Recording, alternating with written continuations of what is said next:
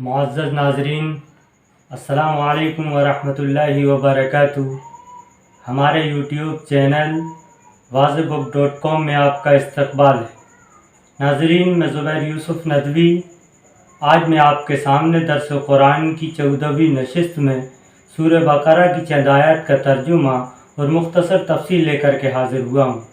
ناظرین، آپ سے گزارش ہے کہ ہمارے یوٹیوب چینل واضحبک.com کو سبسکرائب کر کے ہماری حوصلہ افزائی کریں تاکہ اسی طرح ہم درس قرآن کے تعلق سے ویڈیوز آپ کی خدمت میں پیش کرتے رہیں۔ رب اشرح لی صدری ویسر لی امری واحلل عقدۃ من لسانی یفقہوا قولی فاعوذ باللہ من الشیطان الرجیم بسم اللہ الرحمن الرحیم۔ ان الذین آمنوا والذین هادوا والنصارى والصابئين من آمن بالله واليوم الآخر وعمل صالحا فلهم أجرهم عند ربهم ولا خوف عليهم ولا هم يحزنون۔ ناظرین،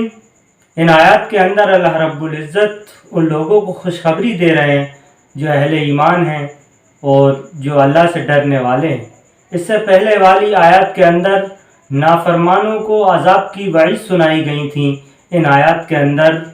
اہل ایمان کو اور اللہ سے ڈرنے والوں کو اللہ کی طرف سے خوشخبری اور بشارت سنائی جا رہی ہے۔ اللہ رب العزت اپنی مقدس کتاب قرآن مقدسہ کی ان آیات کے اندر ارشاد فرما رہے ہیں کہ بے شک وہ لوگ جو ایمان لے کر آئے، یعنی وہ لوگ جو مومن ہیں، والذین ہادو، اور وہ جو یہودی ہیں، والنصارى، اور نصارہ ہیں، والصابین، اور آتش پرست ہیں، من آمن باللہ، جو بھی اللہ پر ایمان لے کر آیا ان لوگوں میں سے، وبالیوم الآخرہ، اور جو آخرت پر ایمان لے کر آیا، فلہم اجرہم، تو ان کے لیے بہترین بدلہ ہے ان کے رب کے پاس، ولا خوف علیہم، ان پر کوئی ڈر نہیں ہوگا، ولا ہم یحزنون، اور نہ وہ غمگین ہوں گے۔ ناظرین، قرآن مقدسہ کی ان آیات کے اندر اللہ رب العزت یہ ارشاد فرما رہے ہیں کہ اہل ایمان اور وہ یہودی جو اپنے وقت کے نبی کو ماننے والے ہیں اور جو ان کو جو کتاب دی گئی تھی اس پر ایمان لانے والے ہیں اور کامل طریقے سے ایمان لانے والے ہیں، اور اس کے بعد ہونے والے مبعوث ہونے والے نبی پر کو بھی تسلیم کرتے ہیں، اور وہ نصارہ جو حضرت عیسیٰ علیہ السلام کے زمانے حضرت عیسیٰ علیہ السلام کے ماننے والے ہیں، اور حضرت عیسیٰ علیہ السلام کی شریعت کو کامل طور سے مانتے ہیں، اور اس کے ساتھ ساتھ پھر اللہ کے رسول صلی اللہ علیہ وسلم کی بعثت کو بھی انہوں نے قبول کیا ہے، انہوں نے تسلیم کیا ہے، تو پھر بھی یہ لوگ ہیں جن پر کوئی ڈر نہیں ہوگا، ولا خوف علیہم ولا ہم یحزنون، اور یہ لوگ کل قیامت کے دن غمگین نہیں ہوں گے۔ گویا کہ ان آیات کے اندر اللہ رب العزت یہ بتلانا چاہ رہے ہیں کہ وہ یہودی جو حضرت موسیٰ علیہ السلام کی لائی ہوئی کتاب توریت پر یقین رکھتے ہیں، ایمان رکھتے ہیں، وہ یہودی، اور اس کے بعد پھر انہوں نے اگر حضرت عیسیٰ علیہ السلام کا زمانہ پایا اور ان کے سامنے حضرت عیسیٰ علیہ السلام اگر نبی بنا کر بھیجے گئے، اور انہوں نے حضرت موسیٰ علیہ السلام کے ساتھ ساتھ حضرت عیسیٰ کو بھی نبی تسلیم کر لیا، تو پھر یہودی، یہ والے یہودی جنہوں نے حضرت موسیٰ کو مانا یعنی توریت کو قبول کیا، اور اس کے ساتھ پھر حضرت عیسیٰ کو یعنی ان کی جو کتاب اور حضرت عیسیٰ کو نبی تسلیم کیا اور ان کی کتاب انجیل کو تسلیم کیا، اس پر ایمان لے کر آئے، تو پھر ان یہودی اور ان نصارہ پر فلا خوف علیہم، ان پر کوئی خوف نہیں ہوگا۔ اسی طریقے سے وہ نصارہ جو حضرت عیسیٰ علیہ السلام پر ایمان لے کر آئے اور ان کی کتاب انجیل کو انہوں نے تسلیم کیا، اور ساتھ ساتھ اگر وہ انہوں نے اللہ کے رسول کے زمانے کو پایا اور ان کے سامنے اللہ کے رسول مبعوث ہوئے، تو پھر انہوں نے اللہ کے رسول کی اگر کتاب کو تسلیم کیا، تو اللہ کے رسول کو نبی تسلیم کیا، تو وہ عیسائی بھی فلا خوف علیہم، ان پر کوئی خوف نہیں ہوگا۔ چونکہ بتانا یہ مقصد ہے کہ جو بھی شخص، جو بھی یہودی یا جو بھی نصارہ اپنے وقت کے نبی کے ساتھ ساتھ آنے والے نبی کو بھی اگر تسلیم کرتا ہے، اس کی شریعت کو تسلیم کرتا ہے، اس کو نبی تسلیم کرتا ہے، اور اس کی پچھلے نبی یا جس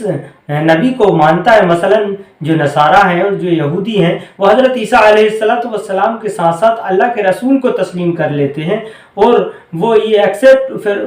اللہ ان کے حضرت عیسیٰ کی اور حضرت موسیٰ یعنی یہودی جیسے کہ حضرت موسیٰ علیہ السلام کی اس توریت کو، اور حضرت عیسیٰ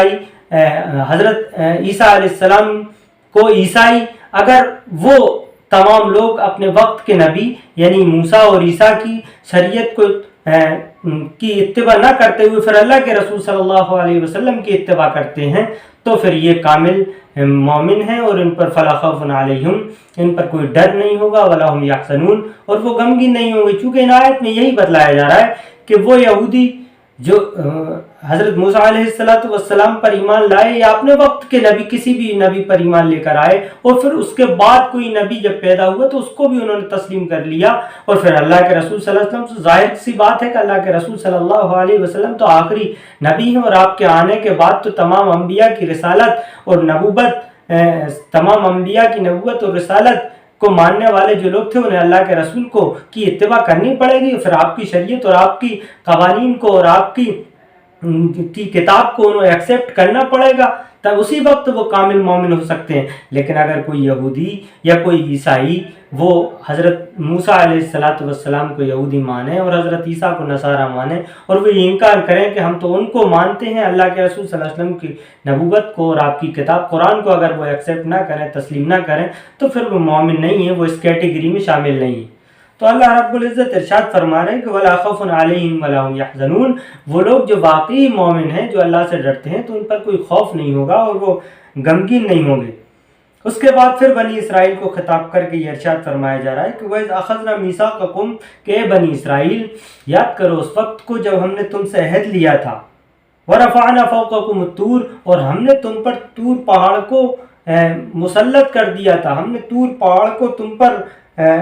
مسلط کر دیا تھا، ہم نے طور پہاڑ ہم تم پر اٹھا کر لے آئے تھے کہ مانتے ہو یا نہیں مانتے ہو، اگر تم نہیں مانتے ہو تو ہم طور پہاڑ کو تم پر گرا دیں گے، یعنی حضرت موسیٰ کو مانتے ہو یا نہیں مانتے ہو۔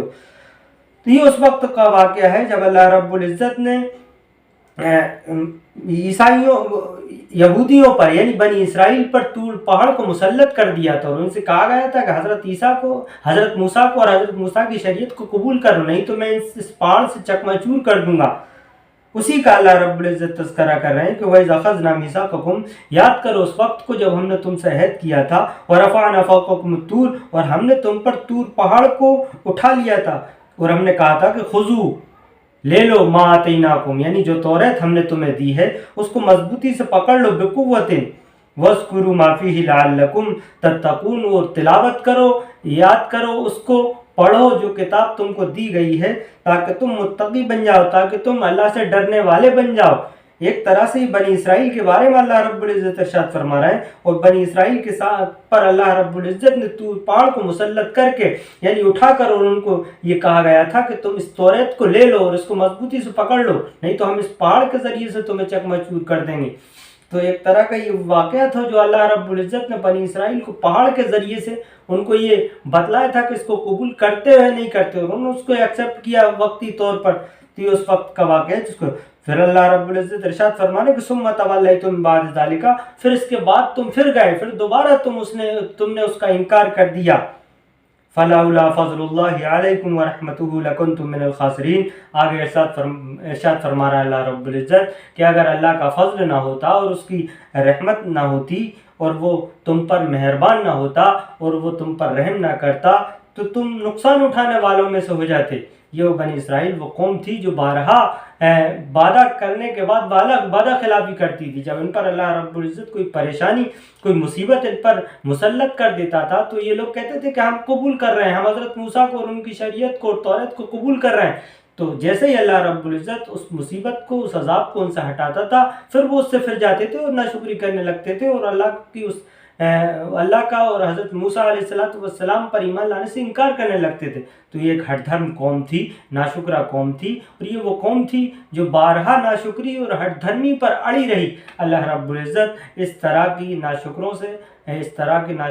جیسے لوگوں سے ہماری حفاظت فرمائے، اور اللہ رب العزت ہمیں اپنا شکر گزار بندہ بننے کی توفیق عطا فرمائے اور ہمارے لیے قبول فرمائے۔ وآخر دعوانا ان الحمد للہ رب العالمین۔